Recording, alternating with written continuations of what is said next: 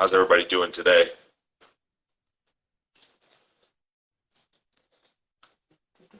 There we go. Let's see. Go live. Let's see. Oh my goodness. Unable to join. I love Instagram Live. Love how it never works the first time. Let's try this again. Invite.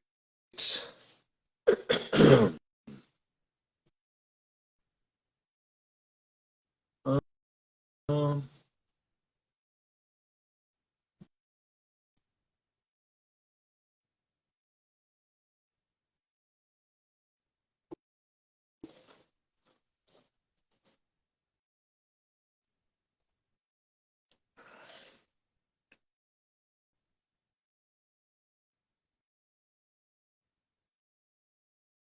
Maybe.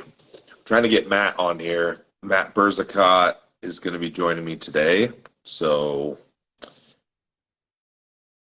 we're going to get him on here eventually when this allows it.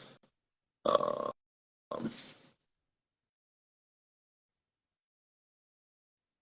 let's see.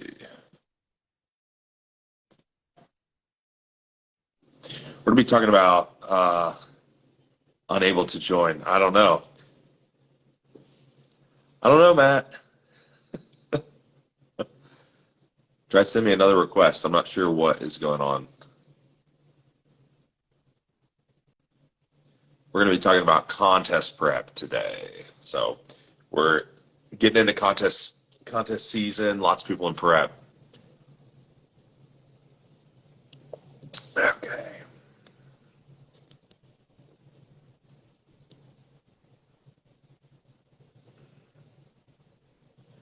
Let's see if this works for Matt. No. Hey. We got it. There we go. Sweet. All right. Let me get my phone set up here, so I have to hold it the whole time. So I want to talk about, do you mind if we talk about my GI map for a second? Oh, yeah.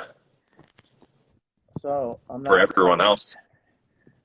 Yeah, I don't care if anybody knows about my poop. We have 26 people on so far, so let's talk about it. So of course I read that and I'm like, oh my God, I have colon cancer. Why? because of the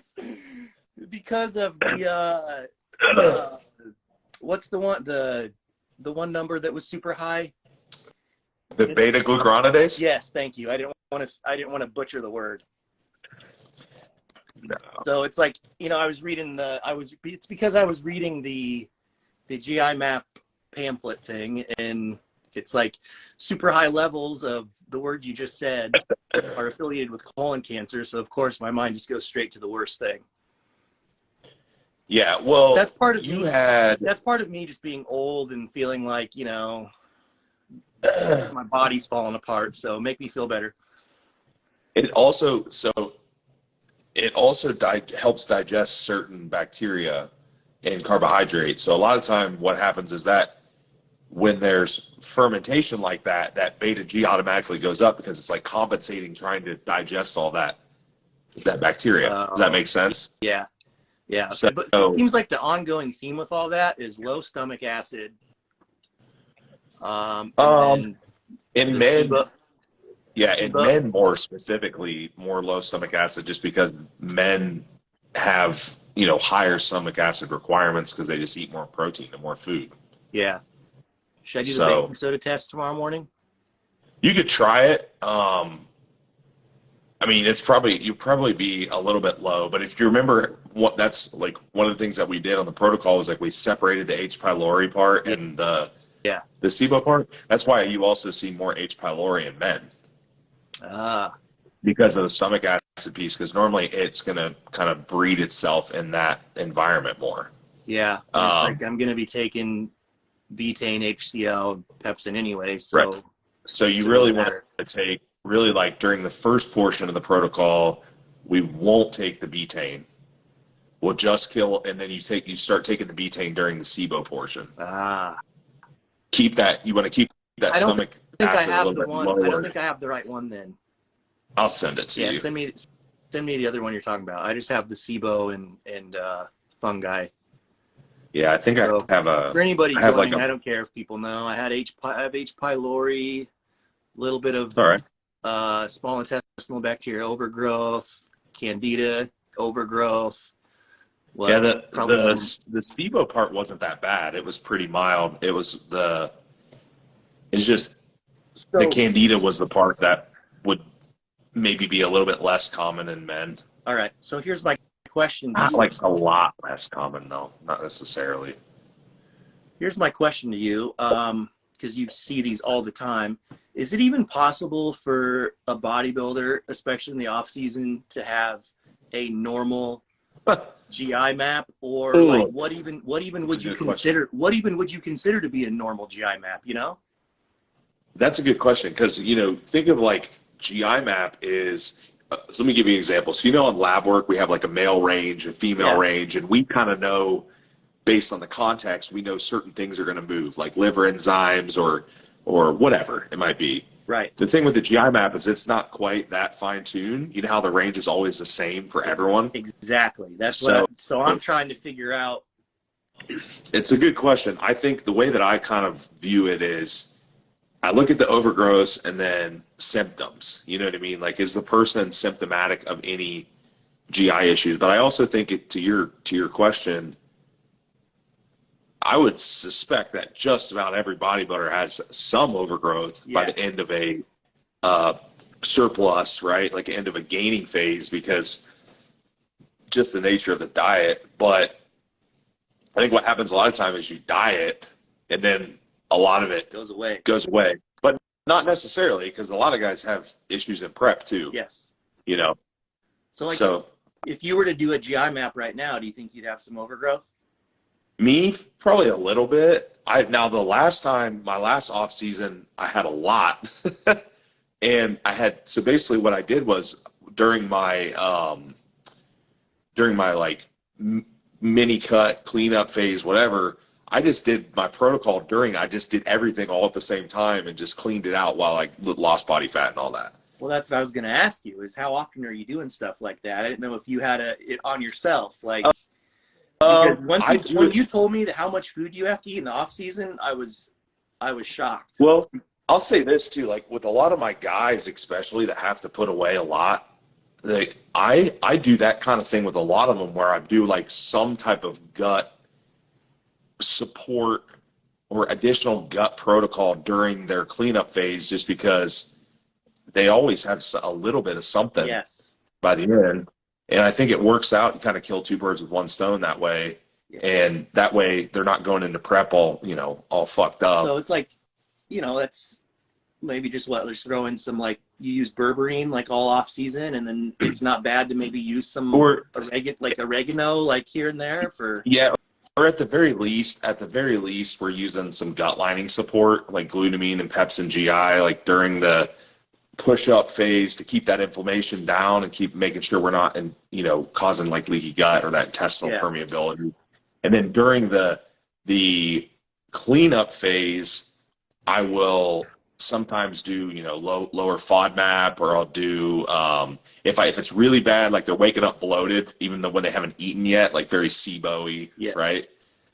Then I might just run a full SIBO protocol, like during the descent. The nice thing about that, though, is that it works really, really easily, because you're already dropping food. Right. So that SIBO protocol works like a charm during that, because the opposite is like a lot of the girls that we get come in that are under eating, and then we have to run a SIBO protocol.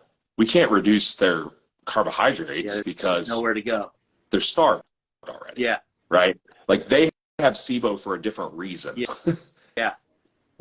We're basically, a bodybuilder is basically the equivalent of like a person off the street eating like shit and getting SIBO. Exactly.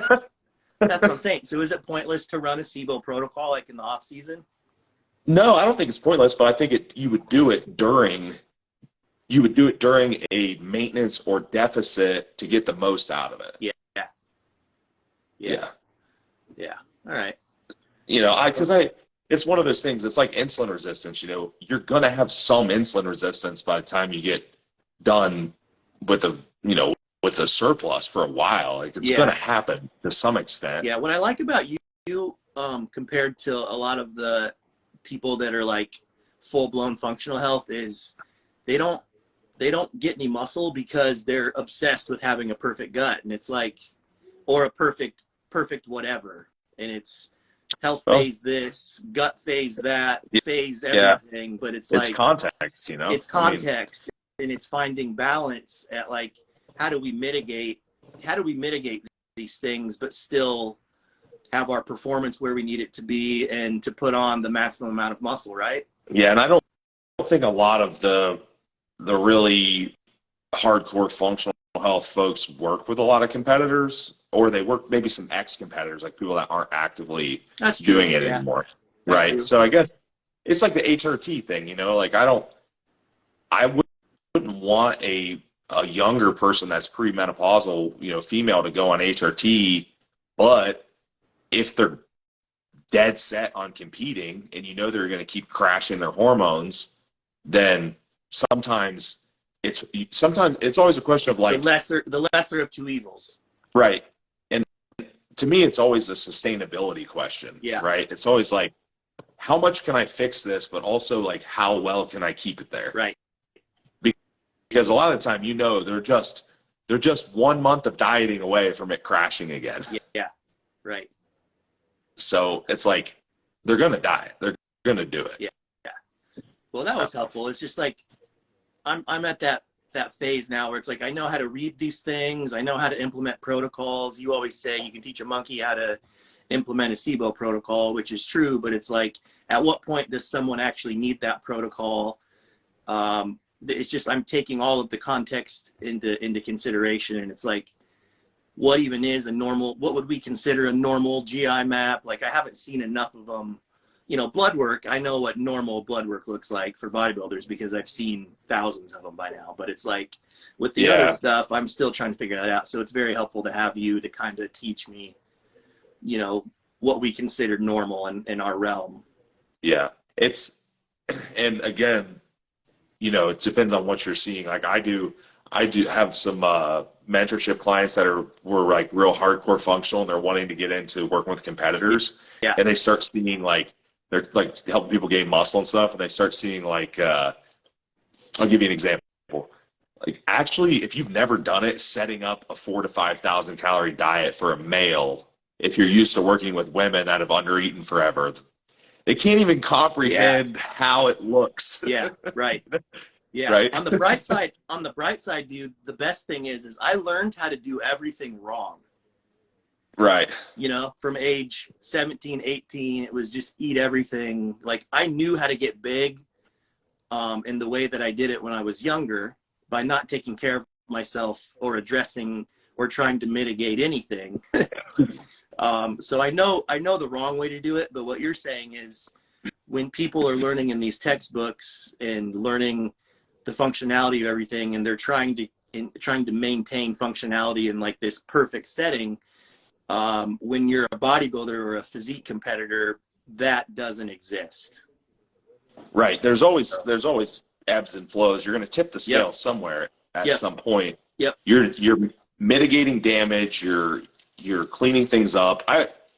It's like you want it to be good more than it's bad, though. You know what I mean? Like, you don't want it to be. It's like blood work. I always say it's like blood work post show. You can, if you really do your due diligence, you can probably get your blood work to look pretty good after a pretty short period of time post show, and then they go right back on. Yeah. But what's and I'm like, your blood work looked good for like 4 days. Yeah. 4 days out of 365. Like, awesome. Good job. Good job. Yeah. And then eventually, guess what? It just stops looking good ever. Yeah. You're just hanging out in that state forever. Yeah, I totally get that. All right, you want to talk about prep? Did you have an idea to start it off? Because I do. Yeah, you can start off. If anyone has any prep-related questions, you guys can feel free to use the little question box too. But go ahead. One thing I wanted to ask you. I wanted to ask you how you answer this question. I know you get it because I get it all the time. We all get it. How long do you like to prep, or how long, how many weeks do I need to prep? And man, like, I don't answer any questions black and white because everything's gray, but everybody wants a black and white answer. And at some point you do have to pick a number, but Sure. for whatever reason, over all the years, these arbitrary numbers exist. Like, oh, how long do you prep? Right. Is it 12 weeks? Is it 16 weeks? Is it 20 weeks? Like, shit, Mm-hmm. I don't know. Like, I mean, it just really depends. So I guess I would first say my answer is, well, how do you define prep? I define prep as putting someone into a deficit and not veering from the plan at all. Yeah. So that's a good place to start. And then depending on the person, because most people, man, I don't know about your people, but most of my people are not robots and perfect all year round and eating only what's on the plan. And what I've gotten good at, I feel like, is just people feel comfortable communicating with me. So ultimately what you and I need to know on a weekly basis is, did you follow this or did you not follow it? And if you did not follow this, where did you veer off? Because then once we have that information, we know if we actually need to change anything or not. Right. So in a perfect world, we could just be like, all right, well, you have approximately this much body fat and, this much fat per week, and then that's going to bring us to this date. Right. Doesn't work like that. And we could tack on a couple extra weeks for cushion in there. I think there's a few other things to consider. One other thing would be, or some other things would be, what kind of show are you doing? Are you doing a regional level show? There's shows every single weekend all over the place, all right, like all the time. Yep. So there's that. I know some people like travel's an issue, especially novice competitors. Like, I would want them to probably make it convenient at first, at least, until they get used to it. If you're doing a national show or a pro show where you're a lot more limited on your dates and site, like where they're at, that's going to kind of limit us on like picking stuff, right? Yeah. Yeah. Male or female is obviously a big issue. I would say that I would love to have a scenario where my person's not having to lose any more than like a pound a week or so, maybe 2 pounds a week for a bigger guy. Bigger people, especially because if they're overweight or like kind of too soft to start, or they're just big, like bigger guys, you're always going to lose faster. You have more intracellular space, like you're more fluid, more inflammation, like all that stuff's going to drop off faster at the beginning. And I'd rather have somebody come to me in that state, because we can assume that they're just overfed. They've been chronically 100%. Overfed for a long period of time, and you kind of already know what's going on internally, and that's things work. We want things to work versus having someone come to us that's been doing 2 hours of cardio a day and eating nothing, and then they're like, hey, I want to do a show in 12 weeks, and it's like, all right, well, nothing's functioning properly and this isn't going to work, but okay. Right. So I would agree with you on that. I would rather have someone, if they're just a little too soft, at least we have a lot of food to work with. The key is a little too soft. Right. If you're like shit's hanging over your waistline by 3 inches, then we have some work to do. Because at that point, the problem is if you're really soft, is actually calculating what amount of that is inflammation, what amount of that is fat, what amount of that is fluid, is going to be pretty much impossible. So if you're that much over, I would rather not pick a show, get about half of it off. Yeah, correct. And then set the number of weeks out. Yeah, because phase one, it's just a cleanup phase of like, let's see what we got. We got to just figure out what's going on. Right. Yeah. Like, what is even there at that point? Yeah. What's under there? Another factor would be, have we prepped them before? Correct. Have they prepped themselves before? Have they, and when I say prep, have they like been in shape? Yeah. Like actually been in good shape before. Not not like 8 weeks out 8 weeks out shape. Yeah, condition. which is most, and this isn't talking bad about people, but that's what most, if you go to a local show, that's what you're seeing most in most Yeah. people, because they're doing, to my point, they're doing these things like treating these preps. They treat the prep as this arbitrary amount of time that they decide on to do all the things that they're supposed to do, and then the rest of the year they just do whatever they want. And that's not how it works. And that's why in an ideal, perfect world, we prefer working with people all year long, because you don't have any questions. When you work with someone for a long period of time, you're comfortable with all these things and you can identify all these things. And it's like, you can kind of, so for me, when it's like I have somebody that I'm worked with for a long time all year round, it's like, yeah, let's start prep now. I just intuitively know when it's time. Right. Yeah. Versus, And sometimes with those people too, it can, I had this happen a lot. They're just like going through that mini cut cleanup phase. I'm like, man, this is looking good. This is progressing good. Let's keep going with it. And we turn it in, and we just go ahead and let it rip. I would say I do that more with my like novice to intermediate competitors, and a little bit less with like my national-ish level competitors, because they have flexibility on more, the show date. They're on more of a timeline. Yeah. And also the thing with the bigger people is they also have realistically like their room for improvement, unless they're turning pro and then progressing as a pro. They have way less. They're so much closer to their ceiling. Yes. They may not be taking, especially pros, like, and I'm not saying this is necessarily the right thing, but a lot of pros, if they're good doing a pro show or the Olympia or whatever it is, they've got to map stuff out. Exactly. They should map stuff out, because if it's not, But those people too, also to your point, is they don't need the time, because we all have this. It's interesting to watch the evolution of somebody's bodybuilding career, because we all kind of do the same things, right? Like fat levels, these set points of our fat levels, as you go on in your career and you do this for over and over and over, that your set point of body fat gets lower and lower. And so the more advanced the competitor is and the bigger a guy is, it's impossible almost to get fat. So it's like they don't need as much time because they've been there over and over, and they're not carrying the body fat. So it's like in an ideal world, if you have a novice or a beginning person, I do prefer to say, okay, let's not pick a show. We can have an idea of like the time of year you want to do a show, but if you're able to lock in and just go through this process, I can kind of figure out like, all right, this is like an 8-week outlook. We can start to pick something.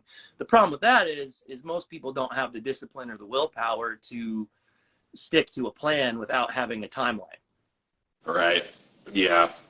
Yeah. If they could do that, that would be ideal. Yeah. Yeah, exactly. So I get it from both angles. I'll tell you, me personally, probably the last 2 times I've competed, in 2019 and then in 22, I didn't have a show picked out. Really? I knew the level of show I wanted to do. Yeah. Right? Yeah. I knew that, like this year, national show. I did a junior level show prior to that, right? Yeah. Like I knew the level of the show. I just didn't know which of those necessarily it was going to fall under. Yep. I had some leeway within some cushion. Like I could have done North Americans or I could have done nationals. Yeah. Right. And it was also, but I also have a lot of other factors too. Like I have stupid amount of hours that I work and a bunch of other shit to figure out, Yeah. and client shows and travel for that and all that stuff. So that's where it gets a little bit trickier. But so what about, I have another kind of theory that I think about from time to time is like with women especially is, so sometimes with women, a lot of folks will want to use this like longer prep with, more diet breaks and more refeeds and things like that. Whereas like I've even tested the theory of using the shorter prep with women for being a little more to the point with Yeah. and creating less adaptation because the time under stress is shorter. Yes. Okay. Yeah. So the total, they're still losing the same amount of weight. They're still losing the same amount of fat because we're still getting to the same endpoint, but the total like time under exposed stress is shorter. Yes. Right. And Yes. there's still probably refeeds and stuff in there occasionally, like as needed type of thing. But I've had some success with that with women. Men, I can go either way with it. I think it just kind of depends on the guy and their preference and their schedules. And I would say, yeah, like their that. preference and their the mental fortitude of what I shouldn't say mental fortitude. It's, do you work better under a time crunch, or are you fine with stretching this out over a 20 X amount of week period? Yeah. Right. Like for me, I don't really give a shit either way. Yeah. Either way. Until I'm really lean, my life is largely the same. Yes. Most people aren't like you though. Well, that's something to be said about working with a coach, for prep. It's like if you do want to work with a coach for prep, working with him for a period of time prior is huge, man. Like I can't even stress that enough. Even if they work with us all the time, that's great. But even if it's not, like I really would love to have even a couple months prior. Yeah. Like it would be, because we can do a couple things with that. We can, one, we can look at blood work. We can look at all these parameters to make sure you're ready. But two, it makes that transition so seamless. Yeah. Because I always tell people, starting prep is nothing. Like the only thing you do is you change the amount of food you're eating and maybe you add a little cardio. Like your life should not change. Correct. Yeah.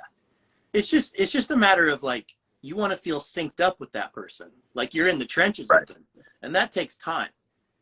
Like once I feel I'm synced up with someone, I'm in the trenches, and it's like, we all say it's like just being comfortable with their body. That's a real thing. For sure. Yeah. You can, that little bit of time beforehand goes a long ways. And I also think that it, like I said, it makes that transition so much easier for the client. Like when someone comes in and they're like 2 weeks into the prep, man, I'm really feeling it. I'm like, no, you're not. Come on.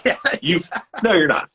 Yeah. You mentally, what happened is I said you're starting prep, so you flipped some switch in your head that started playing a victim all of a sudden. Yeah. This, I know for myself, one of the things I really tried to do this year, because I was continuing like push that envelope of conditioning. You know what I mean? And don't be a victim. Don't be a victim. Don't be a victim. Yeah. You want to be a victim, don't be a victim. Because dude, there were some days where I needed somebody to like hold me up because I couldn't fucking stand up. Dude, yeah. And I felt like I was just going to fall down. That's a big part of coaching too, right? Like there's a lot of people that talk to me that they're like, a lot of people think that coaching is just giving protocols and it's just X's and O's and we're going to have this magic formula, especially you. I think people think that you're going to have this magic formula. You're like, what's his name in that movie in Good Will Hunting with your whiteboard, like is it like with the whiteboard, Matt Damon? Like having this mathematical equation and you're gonna have all the answers and all they have to do is follow this plan for X amount of weeks and they're gonna be peeled. And it's like that's not how this works. Like a lot of coaching that goes into what we do is actually coaching the person and explaining to them how this process works and how you're supposed to feel, because most people that have never been in shape just haven't been in shape because they don't know, that feeling like, I don't like to say death. I don't like to use that word anymore, but feeling like there's really no other word to use. That is how you're supposed to feel at certain times. So it's coaching people through their feelings and getting them to ignore certain feelings and continuing to push. But also, that's like why having time with a person is important, because then you can get to know their personality. Because I know with certain guys, if somebody's telling me they're hurting, I know that they're hurting on the same equivalent that I understand hurt. Right. But some people are not on that level. Some people are not on that level. And that's not to say they're weak. That's just to say they've never experienced that. And they just need someone to teach them and show them that, and not get frustrated and mad or, with questions or calling them a pussy or whatever. People don't know what they don't know, especially people that didn't grow up playing sports. Like, you wrestled your whole life. I played sports my whole life. Right. And so if you get someone that never played sports, a lot of those people don't know what it's like to really push the envelope, you know? Yeah, perception is really the key here, because like I used to look at someone and I would be like, man, why are they complaining about that? That's not really a big deal. But that's because their benchmark was low. Like, their bar was very low, you know, and then they stepped that bar up, right? And now what was stressful before is not stressful anymore, right? Yeah. You're continuously building that perception up. And yeah, if you can't, it's really hard to judge something that you haven't experienced. It's like, and I'll even go as far as to say, even though this last prep and even the one prior to that, I can truthfully say I did a really good job with myself, maintaining the things around me that I needed to maintain. Dude, I didn't want to. No. I was hurting so bad. So Dude, bad. I hear you. And I did my last prep in heart failure with a heart arrhythmia. So yeah. And you have to, but in order to, like, you know, you can't just jump into something like that. And also, that's why a lot of people, outside of people that are just genetically lean, don't get peeled their first show. Yeah. And it can be a coaching thing sometimes. It can be maybe they dieted themselves or something. But a lot of time it's just that they don't go long enough. They just don't go far enough. It's a time thing. Yes. Right. And you get asked that a lot, you know, like at shows and stuff, backstage. So it's like, no, I just went longer than you. I just went further than you. Yeah, but what do most people blame it on? Not being in shape. They always say it was like something went wrong in their peak week, or they were watery, or they were too full. And it's like, no, dude, it's like you just needed more time. Like, right. You just needed to be leaner. And to be leaner, you just needed more time. And you needed to push harder for a longer period of time. Or people will say, what do you say when people tell you they over dieted?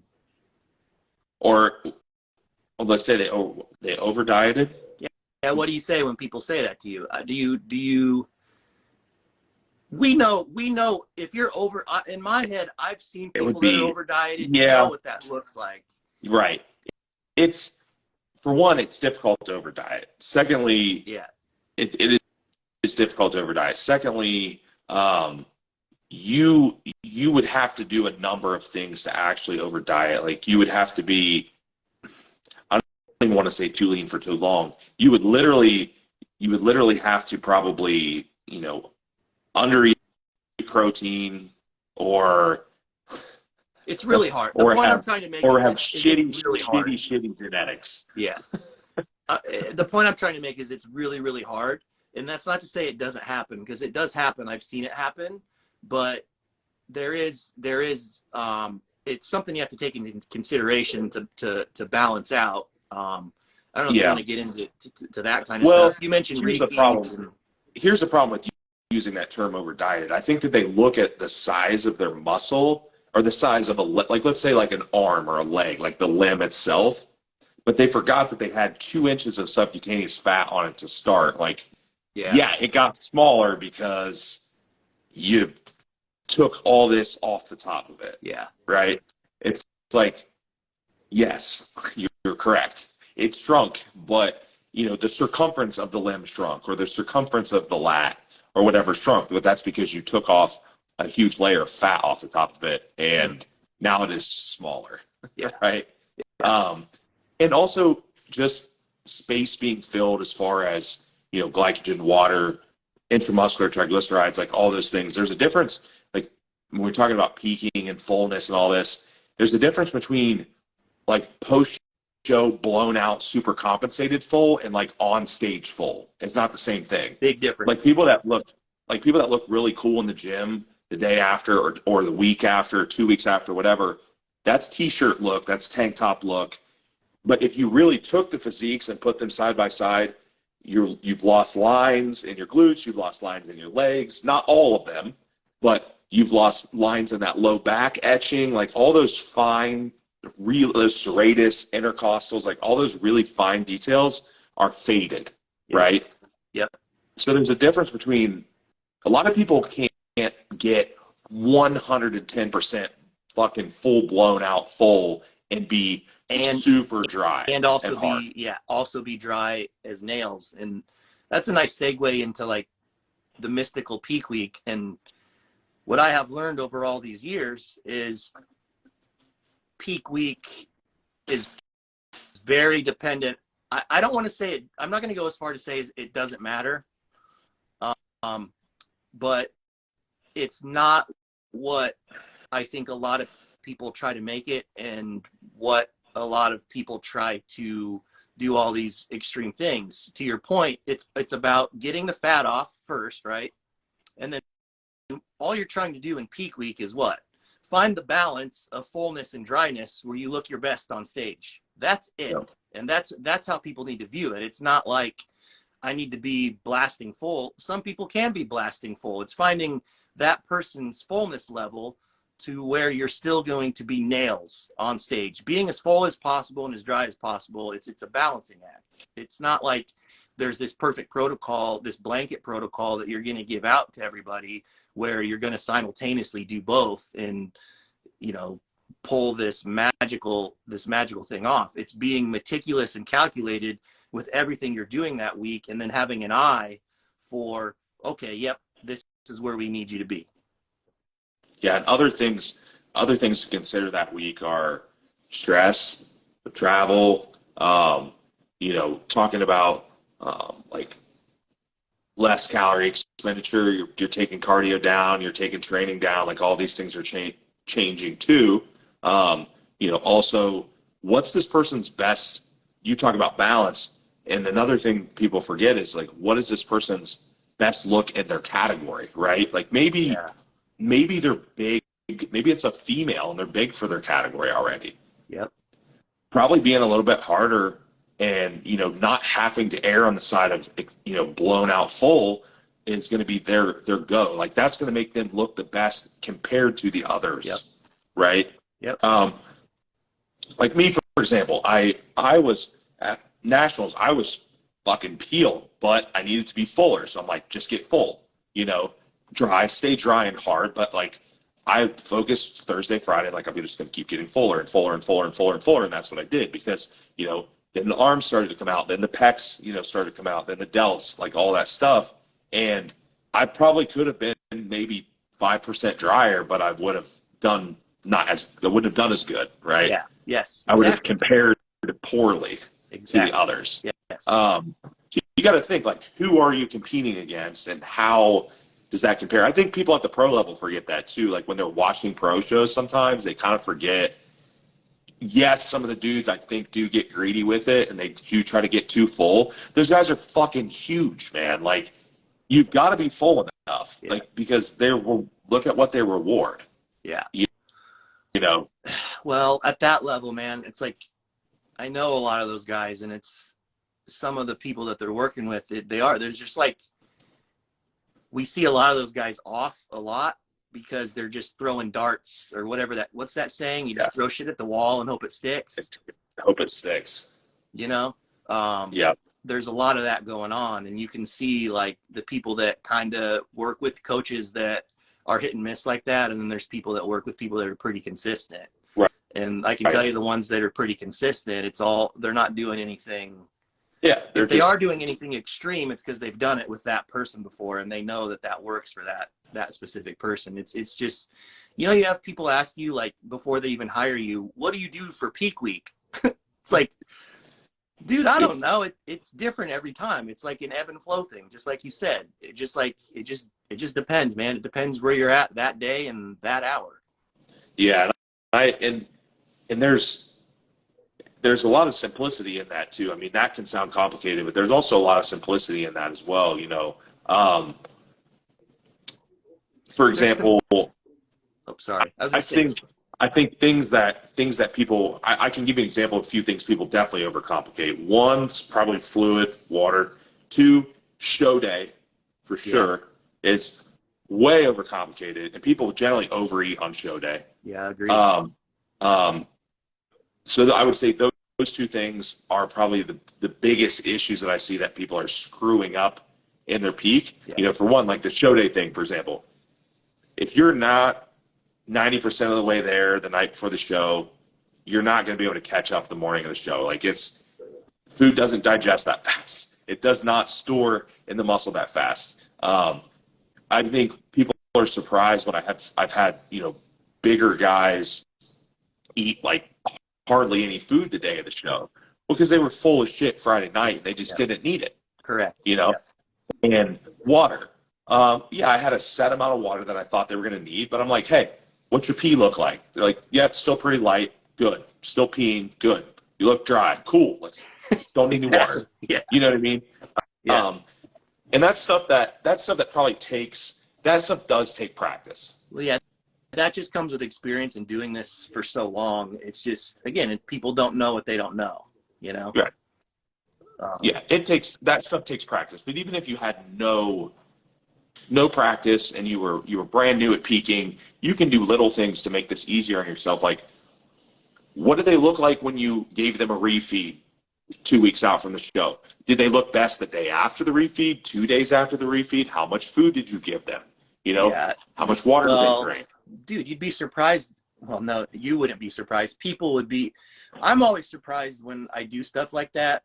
You know, when people reach a certain level of leanness and then you want to start to get accustomed to identifying what is flat for this person, what is full for this person, what is their response to high days, what do they look, you know, do they gain weight after a high day, do they lose weight after a high day? If they did one or the other, what does that look like?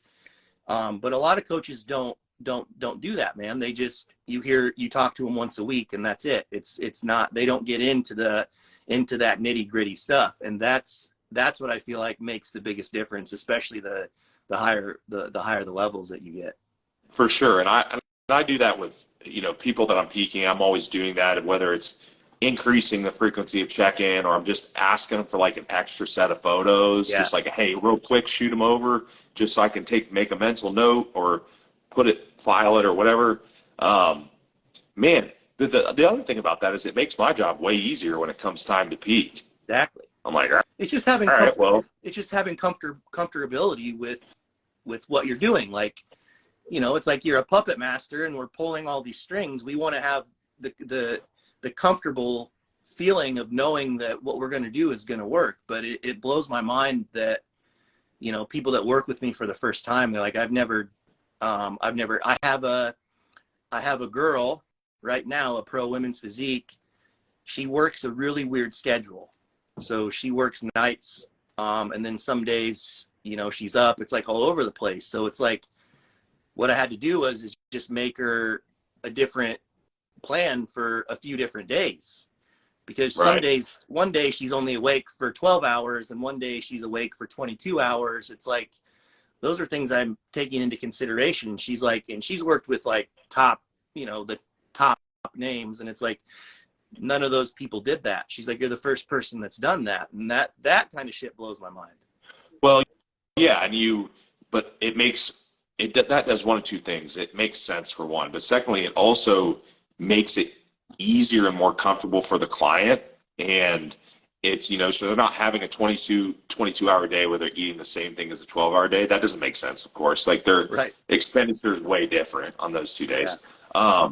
And I think that, you know, another thing talking about peaking and prep is making the client comfortable and stress mitigation and keeping their mind at ease, like in making sense of the plans and explaining things. And when I say explaining things, you don't necessarily have to go down to a mechanistic level of like, this is how it works to the whatever degree. People don't care about that, But I do think it's important to at least let them know like how your mind is working. Like I kind of like just give them that as I'm like, I think out loud. That's what I call it. I'm thinking out loud. Yeah. I just put it in there, makes it way easier on them because, you know, how do you screw up a peak and how do you screw up a prep? You stress the client out.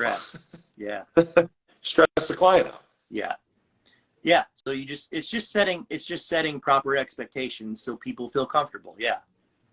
Yeah. So doing those things, you know, like that makes things way easier on me as a coach. Plus, man, last thing I want to do as a coach is like put the fire out those when they're having a freak out and for no for no reason because they don't know what's going on. Yeah. In prep. Yeah. So, yeah, man, I'm excited for the season. We should have some good preps coming up. Oh yeah, I have a lot of people that should do pretty good. So I'm excited for a pretty big year. I'm looking at my whiteboard.